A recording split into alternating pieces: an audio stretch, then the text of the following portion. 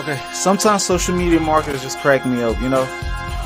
I think people may find social media marketers funny for a few reasons. First of all, social media is a relatively new industry, so many marketers are still learning the ropes. The second reason is that social media is an industry that is constantly changing. So marketers need to adapt to the new platform and trends quickly. You know. Thirdly, marketers use social media to build relationships and engage with their customers. So many of their posts are light-hearted and entertaining. Furthermore, many social media marketers use outdated method or try to sell things that aren't worth buying. You know, so just try to stay away from selling things that aren't worth buying